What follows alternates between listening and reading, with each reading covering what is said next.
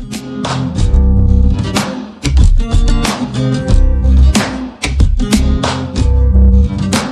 हम चलते हैं क्वेश्चन नंबर 11। यदि द्विघात समीकरण के मूल समान हो तो के का मान ज्ञात कीजिए। एक द्विघात समीकरण दी हुई है, वो क्या है, 3x² प्लस kx प्लस 3 बराबर में 0। ठीक है, के मूल समान हो तो के का मान ज्ञात कीजिए। ठीक है,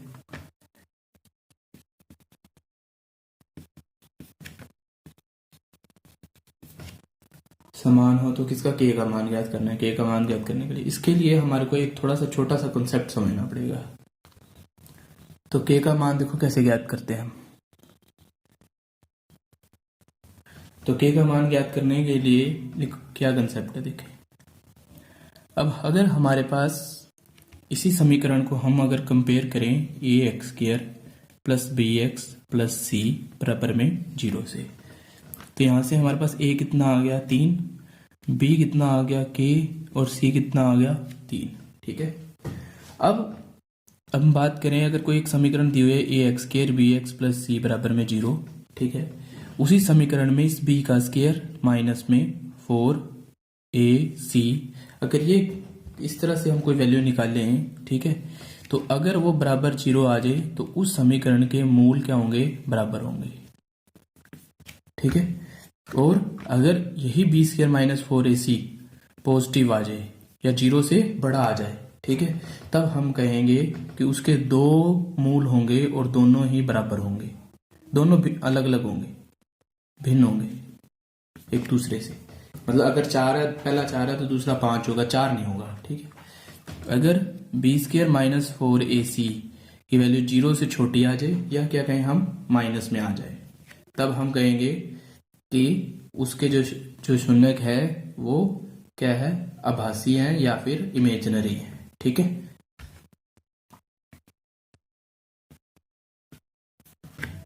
ठीक है, समझ गए। तो हम उसके मूल ज्ञात नहीं करेंगे। ठीक है, और वो भी क्या होंगे, भिन्न होंगे, बराबर नहीं होंगे। इतना कंसेप्ट है।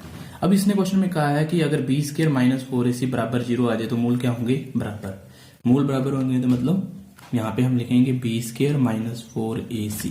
अब इसने यहाँ कह दिया कि जो इसके मूल क्या हैं हमारे पास समान दिए हुए, बराबर दिए हुए हैं हमारे पास क्वेश्चन में, तो इसका मतलब कौन सी कंडीशन लगेगी, ये वाली। b² माइनस 4ac बराबर कितना आ गया, 0। b² का मतलब k² माइनस 4, a कितना है 3 है और c कितना है वो भी 3 है। तो k² माइनस में 12, 4 को 3 से गुणा करेंगे 12, 12 को 3 से गुणा करेंगे तो कितना 36 बराबर में, ये माइनस का 36 तो उधर आ गया, किसका हो गया प्लस का 36, और k बराबर में कितना हो गया प्लस माइनस 6। ठीक है, तो प्लस माइनस में कितना आ गया 6, तो इसका ऑप्शन क्या हुआ, ऑप्शन हमारे पास क्या हुआ, ए।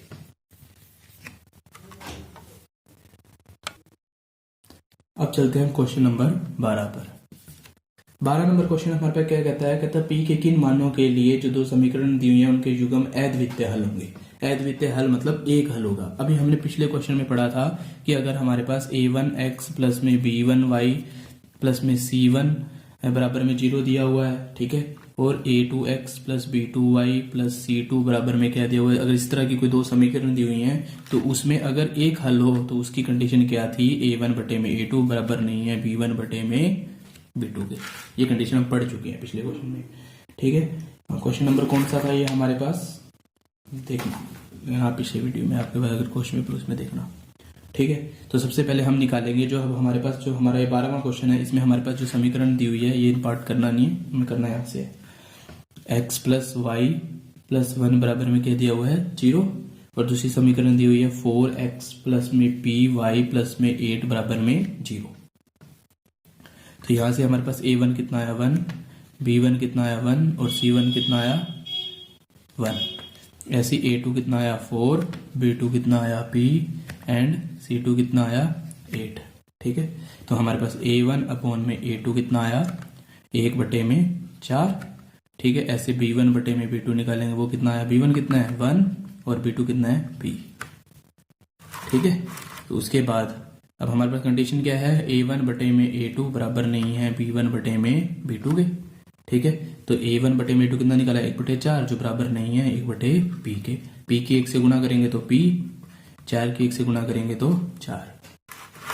ठीक है, तो इसलिए हमारे पास जो इसका आंसर आ गया, क्वेश्चन में पूछा था p के किन मानों के लिए, तो p बराबर 4 को छोड़ के बाकी सभी मानों के लिए इसका जो हल है वो क्या है, हमारे पास यूनिक सॉल्यूशन होगा या फिर अद्वितीय हल होगा या एक ही हल होगा।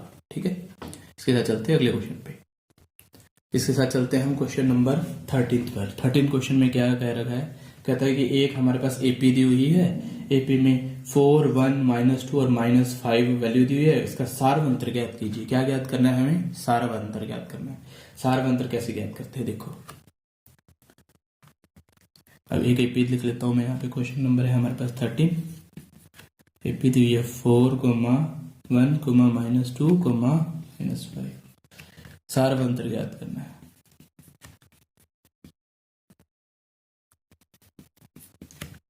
क्या होता है सारवंतर, डी से लिखा जाता है। कैसे ज्ञात करते हैं, ठीक है, डी। इस क्वेश्चन में अगर हमारे पास देखें तो ये पहला पद है, इसे A1 से लिखा जाता है, ये दूसरा पद है, ये तीसरा पद है और ये कौन सा है, चौथा पद है। ये 4 पद दिए हुए हैं। ठीक है, किसी भी 2 लगातार पद को अगर घटा दिया जाए तो वो हमारे पास सारवंतर आ जाता है। कैसे घटाते हैं देखो, जैसे मैंने डी निकालना तो उसका फॉर्मूला होता है A2 माइनस में A1। ठीक है, अब A2 कितना है 1 माइनस A1 कितना है 4, तो 1 - 4 कितना आ गया माइनस का, जो सारवंतर कितना आ गया -3। ये क्वेश्चन यहाँ पे खत्म होता है। अब चलते हैं हम 14 नंबर क्वेश्चन पर। 14 नंबर क्वेश्चन क्या कहता है कि रिक्त स्थान की पूर्ति करें। ठीक है, एक हमारे पास एपी दी हुई है 5, 12, 19 का 14वां पद ज्ञात करना है। क्या पद ज्ञात करना है, का 14वां पद ज्ञात करना है। देखो कैसे, एक एपी दी हुई है 5, 12, 19, ऐसे एपी दी हुई है एक। ठीक है, इसका कौन सा पद ज्ञात करना है, 14वां पद ज्ञात करना है। 14वें पद का मतलब हुआ A14 निकालना है हमारे को, सीधी सी बात है। ठीक है, अब A14 का मतलब हुआ AN की बात करें, AN निकालने का जो हमारे पास फॉर्मूला होता है वो A + n-1 इंटू क्या होता है, D होता है। N यहाँ पे हमारे पास देखते हैं क्या है। अब इस क्वेश्चन में हमारे पास जो N है वो है 14, 14वां पद निकालना है तो N कितना हुआ 14। ठीक है, A1 कितना है हमारे पास 5, A1 को ही A कहा जाता है।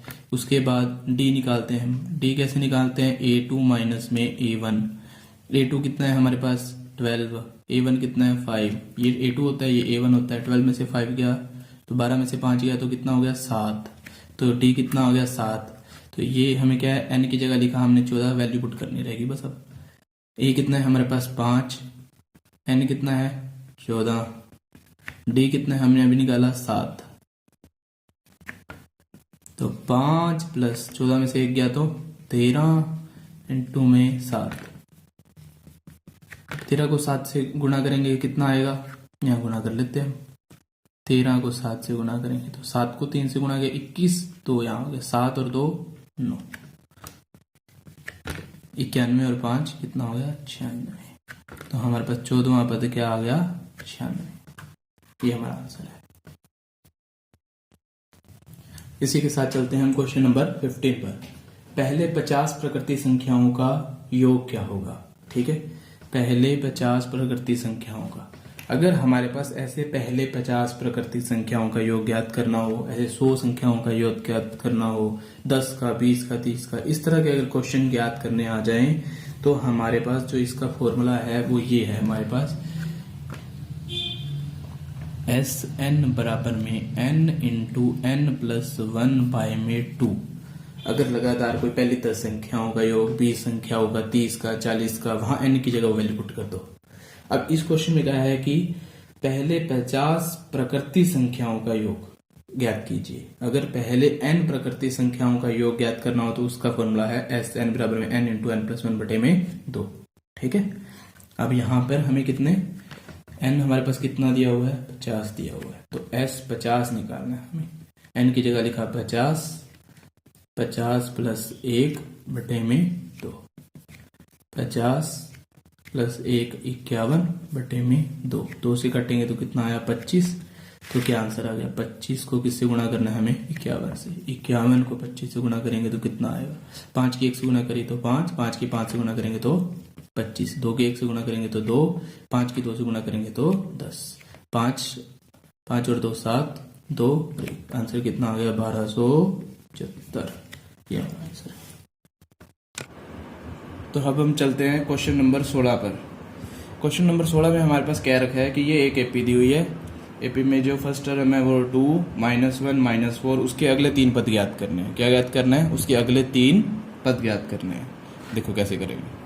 एक एपी दी हुई है हमारे पास, क्या दी हुई है 2, -1, -4, अगले 3 पद ज्ञात करने हैं। अगले 3 पद ज्ञात करने का मतलब क्या है कि ये अगर A1 है, ये A2 है, ये A3 है, तो हमें निकालना क्या है? इसके अगले 3 पद निकालना है, मतलब A4, A5 और A6, ये 3 पद ज्ञात करने हैं। ये 3 पद कैसे ज्ञात करेंगे देखो। अब A4 निकालेंगे कैसे? अब हमने एक फॉर्मूला पढ़ा था, क्या फॉर्मूला था? AN = में A + n-1 × में D, ये फॉर्मूला पढ़ा था। अब हमें निकालना है A4, ठीक है। A4 निकालने का मतलब क्या हो गया? n की जगह क्या पुट किया? 4, A + n की जगह क्या? 4 - 1 कितना हो गया? 3D। ऐसे ही A4 निकालना हो तो क्या यूज़ करेंगे? A + में 3D। अब यहाँ 4 है तो यहाँ क्या हो गया? 3। अगर 5 निकालना हो तो यहाँ क्या आ जाएगा? 4। 6 निकालना हो तो यहाँ क्या आ जाएगा? 5, ऐसे करके, ठीक है। अब हमें निकालना है A4। अब उसके लिए चाहिए क्या? A चाहिए और क्या चाहिए? D। A तो हमारे पास कितना दिया हुआ है? 2 है, और D अगर हमें निकालना हो तो वो कितना होगा?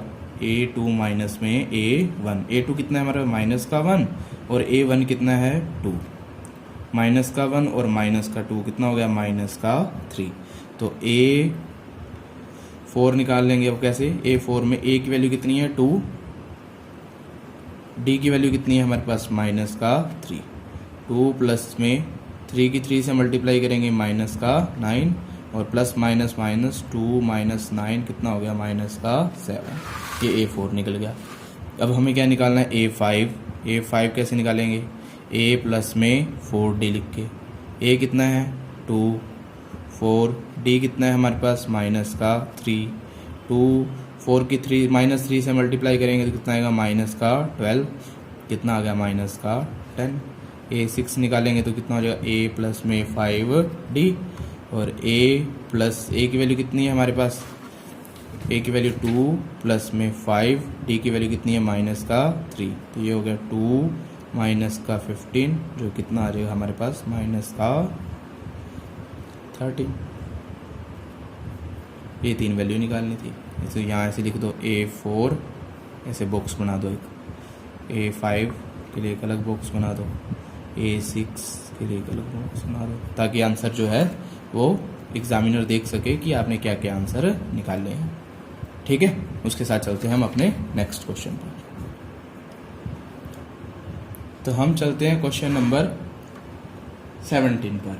क्वेश्चन नंबर 17 में हमारे पास क्या कह रखा है? क्वेश्चन नंबर 17 से जाने पहले इस पे ध्यान दें, लाइक द वीडियो, और अपने दोस्तों के साथ जरूर इसे शेयर करें, ठीक है, इस वीडियो को, ठीक है। उसके बाद हम चलते हैं क्वेश्चन नंबर 17 नंबर क्वेश्चन क्या कह रहा है? कहते हैं सभी वर्ग डैश होते हैं, समरूप होते हैं या सर्वांग सम होते हैं। कैसे चेक करते हैं कि कोई दो जो हमारे पास आकृति हैं वो समरूप कब होती हैं या सर्वांग सम कब होती है? इन दो के बारे में बात करते हैं, ठीक है, सर्वांग सम। अब दो आकृति कब समरूप होती हैं और कब सर्वांग सम होती हैं? अब समरूप का जो साइन है वो कुछ इस तरह का होता है और सर्वांग सम का साइन कुछ इस तरह का होता है, ठीक है। उसके बाद समरूप कब होती हैं? जब किसी भी आकृति की जितनी भी भुजाएं हैं, ठीक है, जैसे अगर मैंने बात करूं, ठीक है, अब किसी भी आकृति के ले लें तो उसकी भुजाओं का जो अनुपात क्या होगा? वो बराबर होगा। और सर्वांग सम में भुजाएं बराबर होती हैं, ठीक है। इसमें भुजाओं का अनुपात बराबर होता है, यहाँ भुजाएं ही बराबर होती हैं। चेक कैसे करते हैं? देखो, भुजाओं का अनुपात। अब जैसे हमारे पास क्वेश्चन में वर्ग के बारे में बात की है, ये वर्ग की आकृति ही हम ले लेते हैं। हम मान लो मैंने एक ए वर्ग बनाया, एक दूसरा वर्ग ये बना लिया, ठीक है। उसके बाद हम बात करें तो मान लो कि ये भुजा 2 है, तो ये भी कितनी होगी? 2, 2 और ये भी 2। वर्ग की चारों भुजाएं बराबर होती हैं। और अगर ये 4 है तो ये भी 4, 4, ये 4 होंगी। अब क्या ये भुजा इसके बराबर है? नहीं है। ये इसके बराबर है? नहीं है। तो ये सर्वांग सम तो नहीं है, ठीक है। अब समरूप में चेक करते हैं कि इनकी भुजाओं का अनुपात बराबर आ रहा है या नहीं आ रहा, तो ये समरूप होंगे, अदरवाइज ये समरूप भी नहीं है, ठीक है। तो वैसे तो अगर क्वेश्चन देखा जाए, क्वेश्चन में 2 ही ऑप्शन थे हमारे पास, तो हम कह सकते हैं कि अगर सर्वांग सम नहीं है तो आंसर क्या आएगा, समरूप। क्वेश्चन यहाँ खत्म कर सकते हैं। फिर भी हमारे समझने के लिए हम ये कह सकते हैं कि ये इसकी भुजा 2 है और ये कितना है 4, क्या ये बराबर है, इस भुजा के साथ अनुपात ले तो 2/4 बराबर आ रहा है, तो ये क्या हो गया हमारे पास, समरूप। बस इतना सा क्वेश्चन था ये। उसके बाद चलते हैं हम अपने नेक्स्ट क्वेश्चन पर। उसके बाद चलते हैं हम अपने 18 क्वेश्चन पर। 18वां क्वेश्चन अगर हम देखें यहाँ पे हमारी स्क्रीन पर, तो 18वें क्वेश्चन में हमारे पास 2 आकृतियाँ दी हुई हैं, एक MNL और एक PQR। दोनों आकृति में अगर ध्यान से देखें तो दोनों आकृति में हमारे पास एक जो M कोण है और एक Q कोण है, दोनों कितने हैं, 70 डिग्री के हैं, ठीक है। तो इसको अगर मैं यहाँ पे बना लूँ, अपने 2 आकृति दी हुई हैं, ठीक है, ये M है, ये N है और ये क्या है, L है, ठीक है। और ये मैंने आपके सामने दोनों बना लिए हैं डायग्राम। अब देखो क्वेश्चन में हमारे पास क्या कह रखा था कि ये जो त्रिभुज है और ये त्रिभुज क्या है, समरूप है, ठीक है। तो कौन सी कसौटी से ये दोनों समरूप है, ये बताना है हमें सिर्फ इस क्वेश्चन में। समरूप दिया हुआ है, हमें ये बताना है कि कौन सी कसौटी से है। जो 4 ऑप्शन हमारे पास ये दिए हुए हैं, ठीक है। अब अगर हम ध्यान दें तो ये 4 ऑप्शन हमारे पास कुछ इस तरह से दिए हुए हैं, SSS, AAA, SAS, इन तीनों में से बताना है। चेक करते हैं, देखते हैं क्या क्या इसमें समरूप आ रहा है। देखो एक कोण 70 यहाँ बन रहा है और यहाँ पे भी कितने का बन रहा है, 70 का बन रहा है। एक तो कोण बराबर है हमारे पास, ठीक है। उसके बाद एक तो क्या हमारे पास बराबर आ गया, कोण। उसके बाद ये 2.5 है और ये कितना है, 5 है। तो 2.5 बटे में क्या कर दिया, 5। अनुपात निकाल रहे हैं क्योंकि हम समरूप की बात कर रहे हैं। यहाँ 5 है और यहाँ कितना है, 10 है, ठीक है। अब चेक करते हैं कि क्या ये दोनों बराबर हैं, चेक करते हैं इनको, ठीक है।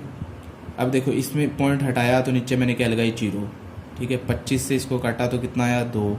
इसको 5 से काटा तो कितना आया, 2। तो यहाँ भी क्या आया, 1/2 और यहाँ भी क्या आ गया, 1/2। तो ये क्या हो गए, बराबर हो गए। अब हमने कहा कि 2 भुजाएं आपस में बराबर हैं और एक कोण बराबर है, तो कौन सी कसौटी बनी है, 2 भुजाएं 1 कोण, SAS, ठीक है। भुजा को S से लिखते हैं, साइड एंगल साइड, तो आंसर ये हो गया। अगर तीनों कोण बराबर आ जाते तो A कह देते हम, ठीक है। और अगर तीनों साइड बराबर आ जाती तो S कह देते हैं, ठीक है। तो आंसर हमारे पास क्या होगा, ठीक है। इसके बाद चलते हैं हम अपने नेक्स्ट क्वेश्चन। उसके बाद चलते हैं हम 19 नंबर क्वेश्चन पर। 19 नंबर क्वेश्चन में हमारे पास क्या है कि बताइए कि जो ये 2 पॉइंट दिए हुए हैं इनमें से कौन सा समकोण त्रिभुज है। कौन सा त्रिभुज बताना है, समकोण त्रिभुज। कैसे चेक करते हैं कि कौन सा समकोण त्रिभुज होती है और कौन सी भुजाएं किसी समकोण त्रिभुज की हैं या नहीं है। सबसे पहले तो आपको कुछ मैं वैल्यू लिखवा रहा हूँ, उनको याद कर लेना और ये पेपर में डायरेक्ट आ जाती हैं। जैसे 2, 3 और 5 इस तरह की कोई भुजा हो तो वो समकोण त्रिभुज होती है। 6, 8, 10 ये तीनों भुजाएं भी किसी समकोण त्रिभुज की भुजाएं हैं, ठीक है। उसके बाद अगर हम बात करें तो 5, 12, 13, ठीक है। उसके बाद हम बात करें तो 7, 24, 25, ठीक है। ये कुछ 4 वैल्यू हैं हमारे पास जो हमारे पेपर में बार बार आती रहती हैं, ठीक है। तो इन वैल्यू को हमें क्या है, याद रखना है ताकि हम पेपर में किसी तरह की गलती ना कर सकें, ठीक है। डायरेक्ट ही हम आंसर कर दें और हम अपना टाइम बचा सकें। इस तरह की 4 वैल्यू याद करें। अब जैसे इसी क्वेश्चन में हमारे पास एक वैल्यू दी हुई है 7, 24 और 25, वो यही वैल्यू है, तो ये कौन सी त्रिभुज होगी, समकोण त्रिभुज होगी। दूसरी वैल्यू हमारे पास वैसे दी हुई है 8, 6 और 3, ठीक है। तो यहाँ पर 8, 6 और 10 होता तो हम कह सकते थे कि ये क्या है, समकोण है। अब यहाँ आ गया 3 तो ये समकोण नहीं है। क्वेश्चन यहीं खत्म होता है अगर 4 ये वैल्यू याद कर लेते हो। अगर फिर भी हमें अगर निकाल के देखना हो तो हम इस क्वेश्चन को सोल्व करके देखते हैं, ठीक है। इस क्वेश्चन में हमारे पास दिया हुआ है भी 3 वैल्यू दी हुई है 7, 24 और 25। चेक करना है कि ये समकोण त्रिभुज की भुजाएं हैं या नहीं है। कैसे चेक करते हैं, इन तीनों में से सबसे बड़ी भुजा कौन सी है, 25। तो सबसे पहले 25 का वर्ग करेंगे, वो कितना आता है, 625। अगर आपको याद ना हो तो 25 की 25 से गुणा कर लेना, ठीक है। तो हमारे पास जो वैल्यू आएगी वो कितनी आएगी, 625। ठीक है। उसके बाद ये सबसे बड़ी भुजा, उसके बाद दोनों छोटी भुजा ले लो, 7, इसका भी वर्ग कर दो, इसको जोड़ दो किसमें, 24 के वर्ग में। 7 का वर्ग कितना होता है, 49, और 24 का वर्ग कितना होता है, 576। ना आता हो तो गुना कर लो। इन दोनों को जोड़ेंगे तो ये कितना आ रहा है हमारे पास, 625।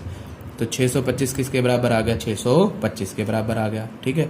तो उसके बाद फिर हम कह सकते हैं कि ये अगर दोनों वैल्यू बराबर आ गई तो ये किसकी भुजाएं हैं, समकोण त्रिभुज की। ठीक है। इसके साथ ये क्वेश्चन हमारा खत्म होता है। उसके बाद चलते हैं हम अपने, इसी के साथ चलते हैं हम क्वेश्चन नंबर 20 पर। क्वेश्चन नंबर 20 में क्या कहता है कि दो हमारे पास स्पर्श रेखाएं दी हुई हैं।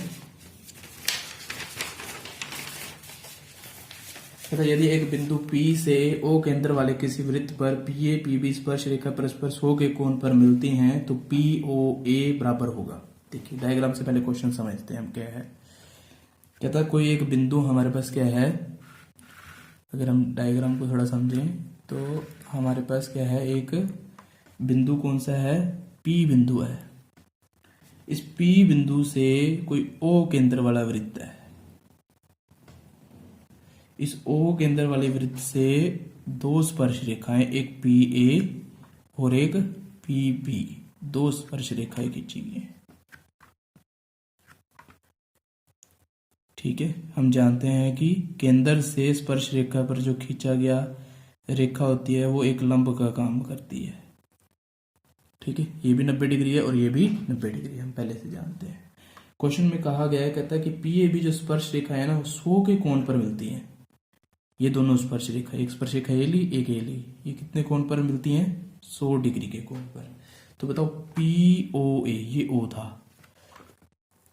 कहता बताओ ये POA जो है ना, ये त्रिभुज, इसमें जो ये वाला कोण है हमारे पास,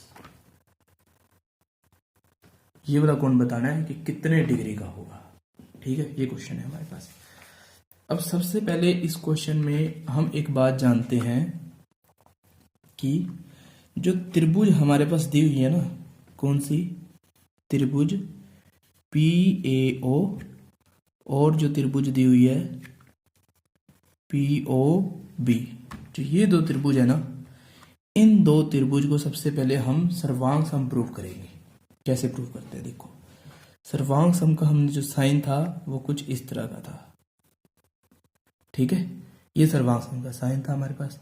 अब दो त्रिभुज सर्वांग सम तब होती हैं या तो उनकी तीनों भुजाएं समान हो, तीनों कोण बराबर हो। ठीक है। या फिर अब देखें कैसे करेंगे इसको।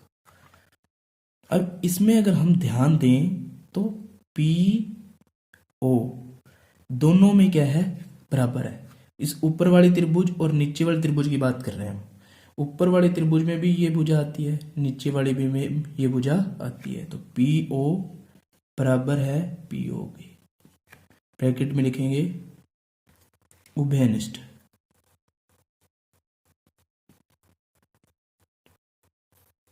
भुजा।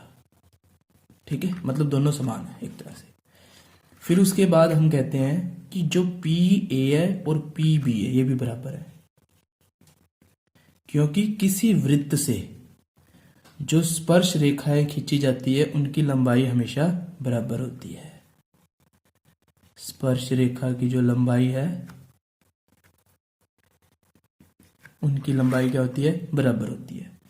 उसके बाद आते हैं हम OA बराबर है OB पे। क्या है OA, OA OB दोनों क्या है, इस वृत्त की क्या है, त्रिज्या।